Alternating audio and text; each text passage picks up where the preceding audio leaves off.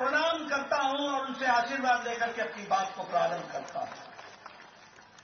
मैं जब त्रिपुरा में आया हूं तो आज ये मेरी जिम्मेवारी बनती है कि मैं नमन करता हुआ त्रिपुरा सुंदरी मंदिर और माता को, त्रिपुरा सुंदरी माता को, जो 51 हमारी शक्तिपीठ में से एक है, ऐसी पवित्र माता को नमन करते हुए अपनी बात को प्रारंभ करता हूं। मुझे खुशी है कि अभी अभी पद्मश्री का अवार्ड हमारे श्री नरेंद्र चंद्र देववर्मा जी को दिया गया और श्री विक्रम बहादुर जमातिया जी को दिया गया। त्रिपुरा की जनता की ओर से उनको मैं बधाई भी देता हूं, उनके परिवार के लोगों को बधाई देता हूं और उनके द्वारा सामाजिक दृष्टि से जो कार्य किया गया, जो त्रिपुरा के लिए कार्य किया गया, उसके लिए भी मैं बधाई देता हूं और भारत सरकार को, प्रधानमंत्री जी को धन्यवाद देता हूं, जिन्होंने इन विभूतियों को पद्मश्री से नवाजा और इनको जो स्थान प्रदान किया है, उसके लिए भी मैं बधाई देता हूं। आज मुझे खुशी है कि जब हम 5 साल सरकार में रहने के पश्चात आपके बीच में आते हैं तो हम गौरव से कह सकते हैं, जिस बात को प्रधानमंत्री जी ने 5 साल पहले कहा था कि अगर भारत के दूसरे हिस्से विकास कर सकते हैं तो त्रिपुरा क्यों विकास नहीं कर सकता है। प्रधानमंत्री जी ने कहा था कि अगर विकास की एक लंबी छलांग देश लगा सकता है तो उसमें त्रिपुरा पीछे कैसे रह सकता है। त्रिपुरा को भी आगे आना पड़ेगा और त्रिपुरा ने 5 साल में अपने आप में साबित किया है। विप्लव देव ने और मानिक शाह जी ने यह साबित किया है कि आज ये त्रिपुरा पुराना त्रिपुरा नहीं है, ये नया आकांक्षाओं के साथ खड़ा त्रिपुरा है। मित्रों, ये डबल इंजन की सरकार ने आज त्रिपुरा की तकदीर और तस्वीर को बदल डाला है। आज बदला हुआ त्रिपुरा है।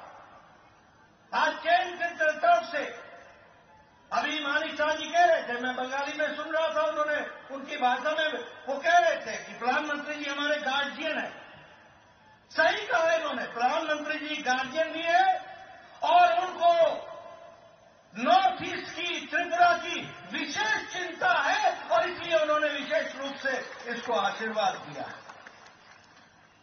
आज जो आप लोगों का सपोर्ट मिल रहा है इस विजय संकल्प रैली के माध्यम से, वह स्पष्ट संदेश दे रहा है कि त्रिपुरा भारतीय जनता पार्टी के नेतृत्व में आगे बढ़ चला है। अब रुकने वाला नहीं है, बढ़ता ही रहेगा, आगे ही बढ़ेगा। इसके लिए मैं विशेष रूप से आपको धन्यवाद देना चाहता हूं। अभी 2 दिन पहले, 2 दिन नहीं, हमारे 1 तारीख को हमारी वित्त मंत्री निर्मला सीतारमण जी ने आपके सामने देश को बजट, उसको हम लोगों के सामने रखा। हमें खुशी है कि ये अमृतकाल का पहला बजट है। ये आकांक्षाओं से भरा हुआ बजट है। ये भारत को की नींव को मजबूती प्रदान करने वाला बजट है। ये आम आदमी की चिंता करने वाला बजट है। ये महिलाओं को शक्ति देने वाला बजट है। ये युवाओं की आकांक्षाओं को उड़ान देने की ताकत रखने वाला बजट है और यह विकसित भारत की ओर ले जाने वाला बजट है। इसलिए यह बजट त्रिपुरा के लिए भी आकांक्षाओं से भरा हुआ है, यह मैं जरूर कहना चाहता हूं। आज मुझे खुशी है कि इस बजट में 79,000 करोड़ रुपए सिर्फ प्रधानमंत्री आवास योजना के तहत रखे गए। यह छोटी घटना नहीं है। 79,000 करोड़ रुपए का मतलब है कि आम गरीब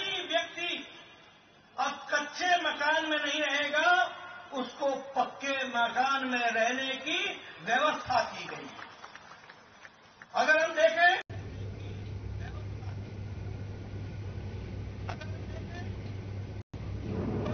15,000 करोड़ रुपए जनजातीय समूह के लिए खर्च होने वाला है। 15,000 करोड़ रुपए हमारे कमजोर जनजाति भाइयों के लिए खर्च होने वाला है। अगर हम देखें आदिवासी बच्चों के पढ़ाई के लिए 38,800 टीचरों की नियुक्ति की व्यवस्था है। किसी ने सुध नहीं ली कि हमारा आदिवासी गरीब बच्चा कैसे पढ़ेगा, कैसे उसकी व्यवस्था की जाएगी। लेकिन इस बजट में सिर्फ आदिवासी बच्चों की पढ़ाई के लिए 38,800 टीचर बहाल किए जाएंगे, इसकी व्यवस्था की गई। महिलाओं के सम्मान की मैं बात कर रहा था। ये महिला सम्मान बचत पत्र, इसके माध्यम से महिलाओं का सशक्तिकरण करने का भी प्रयास होगा। डिजिटल लाइब्रेरी के माध्यम से युवाओं को पढ़ने का अवसर मिलेगा और फिजिकल लाइब्रेरी के माध्यम से पंचायत स्तर तक और म्युनिसिपैलिटी स्तर तक भी व्यवस्था की जाएगी, ताकि कोई बच्चा जिसकी आकांक्षा पढ़ने की रही है उसको हम उड़ान दे सकें, उसको हम आगे बढ़ा सकें। इस तरीके की व्यवस्था की गई है। हमारे किसान भाइयों के लिए एग्रीकल्चर क्रेडिट कार्ड की सब को भी मात्रा कर दिया गया है। 11% का बढ़ोतरी की गई है, यह भी हमको ध्यान रखना है। अब याद कीजिए, आज से 9 साल पहले भारत कैसा था? घुटनों पर टेकने वाला भारत था, फैसला नहीं लेने वाला भारत था, पॉलिसी पैरालिसिस से गुजर रहा था, भ्रष्टाचारी देशों में से इसका नाम शामिल था। आए दिन भ्रष्टाचार हुआ करते थे। लेकिन प्रधानमंत्री मोदी जी के नेतृत्व में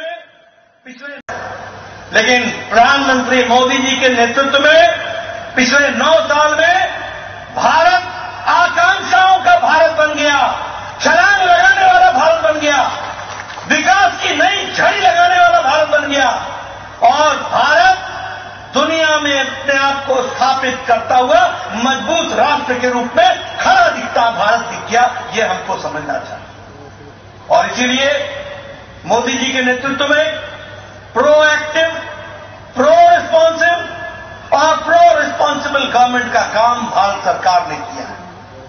मैं यहां देख रहा हूं, आप लोग बैठे, अभी तक अमेरिका में कोरोना का टीकाकरण सिर्फ 76% हुआ है।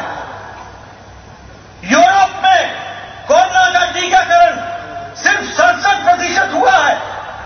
लेकिन यहां आप सब लोग बिना मास्क के बैठे हैं और नजदीक बैठे हैं और बिना मास्क के बैठे हैं। इसलिए बैठे हैं क्योंकि 130 करोड़ के देश को 220 करोड़ डबल डोज लगा करके प्रधानमंत्री मोदी जी ने सुरक्षा कवच आपको दिया है। यह है प्रोएक्टिव सरकार।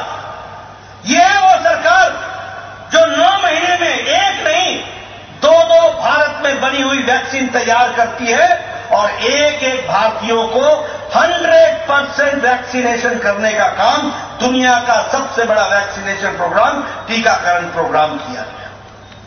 जब हम प्रोएक्टिव सरकार बोलते हैं तो यूक्रेन में लड़ाई हुई, युद्ध हुआ, हमारे 32,000 बच्चे पढ़ने के लिए गए हुए थे। 32,000। कोई देश ने यह पहल नहीं की कि अपने बच्चों को वापस लाया जाए। लेकिन प्रधानमंत्री मोदी जी ने एक तरफ पुतिन से बात की, एक समय में ज़ेलेंस्की से बात की, युद्ध को रुकवाया और 32,000 बच्चों को सुरक्षित भारत पहुंचाया। इस तरीके की व्यवस्था की। इसलिए मित्रों, आज ये प्रोएक्टिव सरकार है, लोगों के प्रति समर्पित सरकार है और मुझे खुशी है। एक समय में प्रधानमंत्री स्वर्गीय राजीव गांधी कहते थे,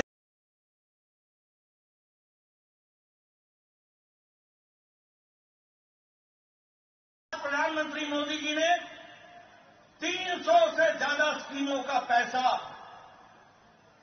भारत के आपके खाते में डालने का काम किया है, 300 से ज्यादा स्कीमों का। और आपको जानकर के आश्चर्य होगा कि 25 लाख करोड़ रुपए आपके खाते में ट्रांसफर हो चुका है। 25 लाख करोड़।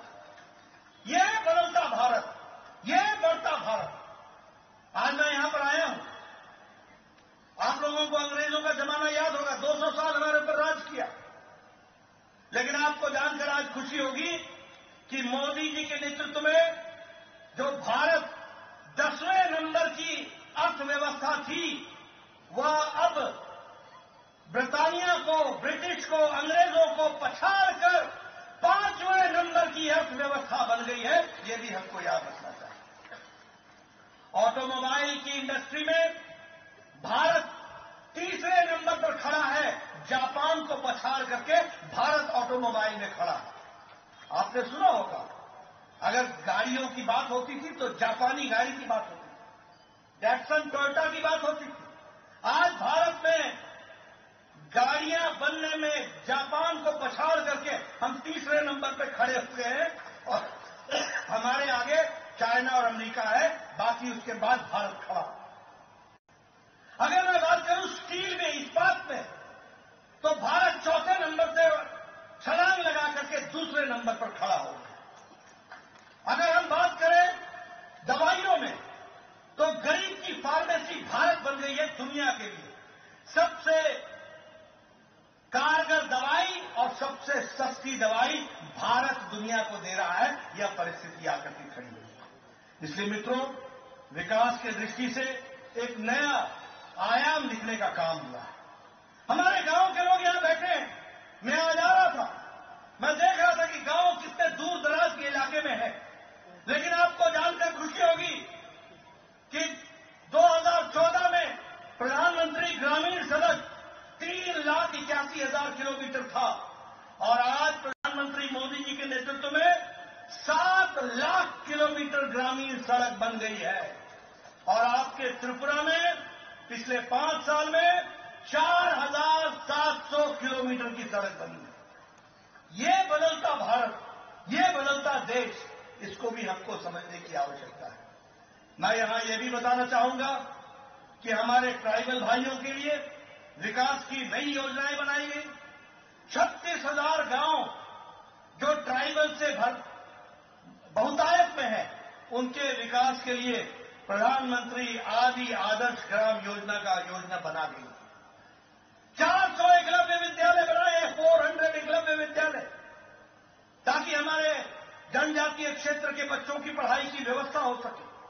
उसी तरीके से 3,000 से ज्यादा वंदन केंद्र के माध्यम से नए लाइवलीहुड, उनके जीवन के यापन की व्यवस्था की जा रही है। और सबसे बड़ी बात, जनजातियों के लिए गौरव का विषय है कि आज भारत के प्रथम नागरिक के रूप में महिला राष्ट्रपति महामहिम द्रौपदी मुर्मू आज भारत की राष्ट्रपति के रूप में विराजमान है। 70 साल में कभी किसी ने आदिवासी की चिंता नहीं की। आज मुझे खुशी है कि लगभग 8 मंत्री केंद्र में जनजातीय हैं।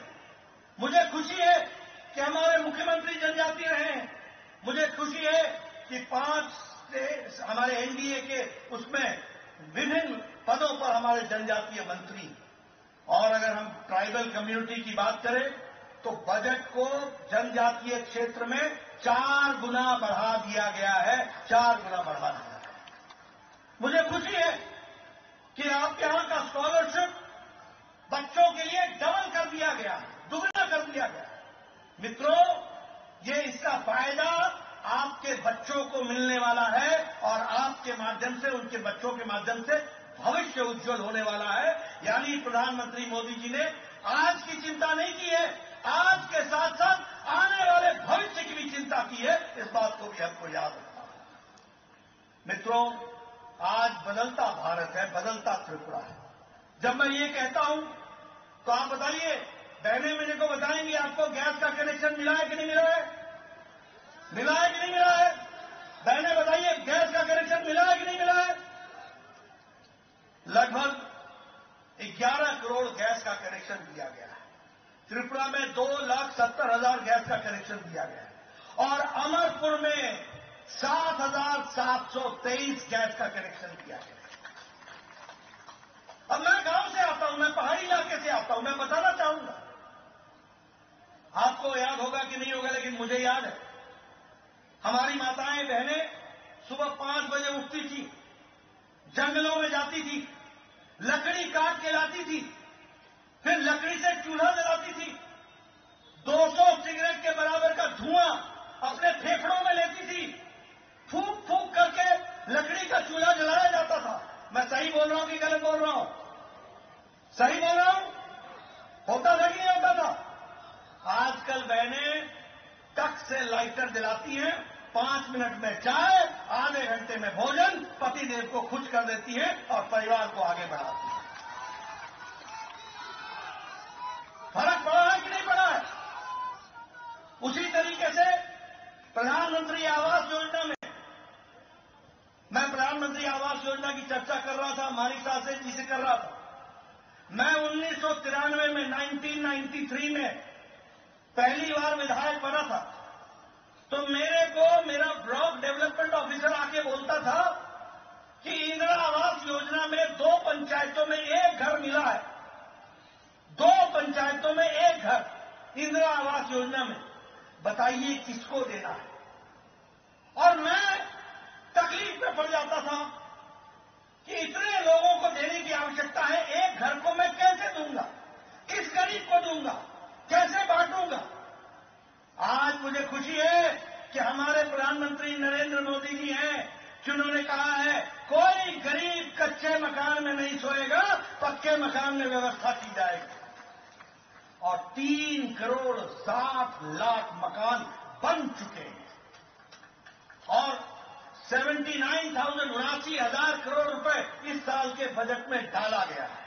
और आपको जानकर खुशी होगी कि मानिक शाह के नेतृत्व में 3,80,000 घर त्रिपुरा में बन चुके हैं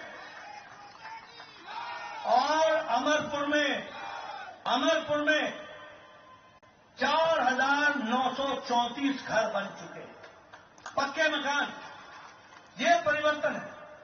प्रधानमंत्री जल जीवन मिशन में हमारे 10 करोड़ घरों तक पानी पहुंचाने की व्यवस्था की जा रही है, जिसमें से 4,25,000 लोगों तक यहां पर त्रिपुरा में पहुंचाया जाएगा और जिसमें से 6,314 कनेक्शन अमरपुर में दिए गए हैं। ये भी हमको याद रखना चाहिए।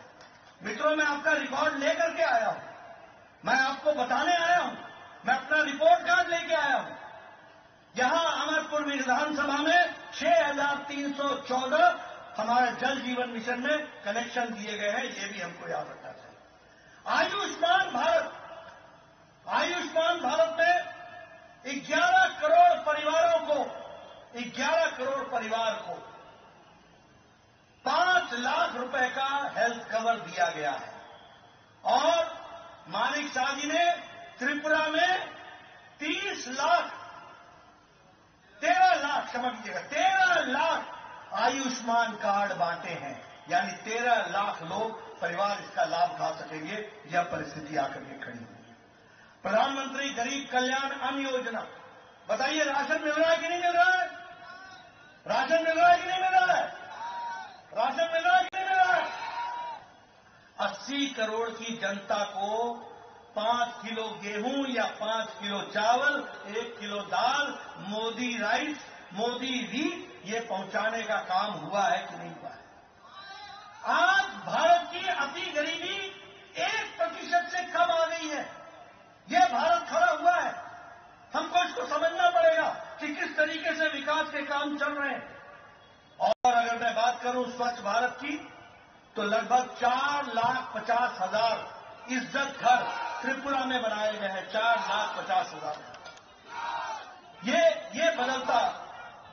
और सबसे बड़ी बात 5 साल पहले यहां खून खराबा, यहां बम, यहां स्ट्राइक, यहां इंसर्जेंसी, बताइए थी कि नहीं थी? टेररिज्म था कि नहीं था? गोलियां चलती थी कि नहीं चलती थी? लॉ एंड ऑर्डर समाप्त था कि नहीं था? आपको जानकर खुशी होगी कि नेशनल लिबरेशन फ्रंट त्रिपुरा के साथ बाकायदा भारत सरकार के समझौते के माध्यम से एक एग्रीमेंट हुआ जिसमें 88 इंसर्जेंट्स ने, उनके काडर ने सरेंडर किया और 44 वेपन्स वो भी सरेंडर किए गए और आज त्रिपुरा शांतिमय त्रिपुरा हो गया, विकास युक्त त्रिपुरा हो गया। ये भी हमको याद रखना चाहिए।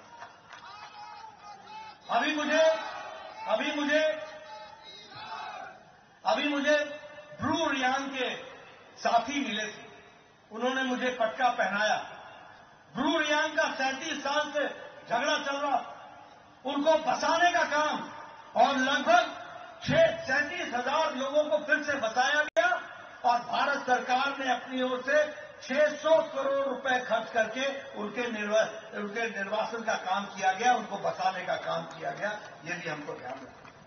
मित्रों, हम अब त्रिपुरा के लिए शांति लेके आए हैं, हम त्रिपुरा के लिए नई ऊर्जा लेकर के आए हैं, हम त्रिपुरा के लिए टूरिज्म के माध्यम से, पर्यटन के माध्यम से विकास की नई आकांक्षाओं को लेके आए, हम 5G कनेक्टिविटी को लेके आए, हम कल्चर को आगे बढ़ाने के लिए आए हैं, हम यहां पर प्राकृतिक खेती हो इसको बढ़ाने के लिए आए हैं, हम खेल को बढ़ावा देने के लिए आए हैं और हम त्रिपुरा की ताकत का पूरा उपयोग हो सके इस संकल्प के साथ आगे बढ़ने के लिए आए हैं और इसमें आपका हमको साथ चाहिए।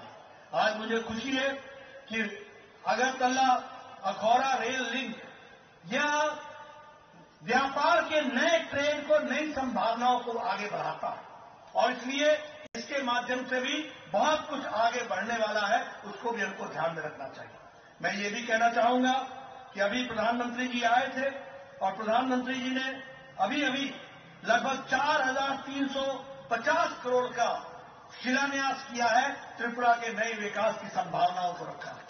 उसी तरीके से राष्ट्रपति द्रौपदी मुर्मू ने आकर के यहां महाराजा वीरेंद्र किशोर मानकीय म्यूजियम और कल्चरल सेंटर का भी शिलान्यास किया है। त्रिपुरा में नेशनल लॉ यूनिवर्सिटी खुलने के लिए नरसिंहगढ़ में उसका भी शिलान्यास किया है और अगरतला में ट्रिपल IIT ये बने, इसका भी ट्रिपल IIT बने, इसकी भी शिलान्यास किया है। मैं ये सारी बातें आपको इसलिए बता रहा हूं कि जिन लोगों ने कभी भी त्रिपुरा की चिंता नहीं की, उनको आज आपको मुंह तोड़ जवाब देने का मौका आया है और ये मौका आया है कि भारतीय जनता पार्टी को आप आशीर्वाद दें और इसीलिए विकास की दृष्टि से त्रिपुरा की सरकार ने बहुत बड़ा काम किया। सोशल पेंशन बढ़ाई, हमारे 1,000 पेंशन से 2,000 कर दी, 33% रिजर्वेशन महिलाओं को दे दिया, विकास के नए आयाम लिखे गए, लॉ एंड ऑर्डर को कंट्रोल किया गया और लगभग 1,20,000 हमारे वनवासी भाई जो वनों में रहते थे उनको पटा देकर उनकी जमीन का हक दिलाने का काम त्रिपुरा की सरकार ने किया। ये भी हमको याद रखना चाहिए। मैं आपका ज्यादा समय नहीं लेना चाहता हूं, आप बहुत देर से आए हुए, लेकिन मैं आपको बताना चाहता हूं सबसे पहली बात कि जो हमारे विरुद्ध में लड़ रहे हैं ये कौन लोग हैं, ये गठबंधन काहे का गठबंधन है? ये गठबंधन उनके अस्तित्व को बचाने का गठबंधन है। राइट और left all together, 2 in 1, 2 in 1, right और लेफ्ट ऑल इन 1, 2 in 1। ये किस लिए है? अपने अस्तित्व को बचाने के लिए। और हम किस लिए लड़ रहे हैं? हम लड़ रहे हैं त्रिपुरा को दुनिया में, देश में आगे बढ़ाने के लिए लड़ रहे हैं। इस बात को हमको समझना है। हमारी लड़ाई त्रिपुरा के युवाओं को, आकांक्षाओं को उड़ान देने की है। हमारी लड़ाई महिलाओं को सम्मान देने की है। हमारी लड़ाई विकसित त्रिपुरा को लाने की है। हमारी लड़ाई व्यापार को बढ़ाने की है। हमारी लड़ाई पर्यटन को बढ़ाने की है। हमारी लड़ाई देश का पर्यटन का लक्ष्य बने तो त्रिपुरा बने और उसका गंतव्य बने तो त्रिपुरा बने, इस बात की लड़ाई है। और वो लड़ाई लड़ रहे हैं अपने अस्तित्व की। बताइए किसको आशीर्वाद मिलना चाहिए? आप बताइए, 5 साल पहले पॉलिटिकल मर्डर होते थे कि नहीं होते थे? होते थे कि नहीं होते थे? घरों में घुसकर ये लाल क्रांति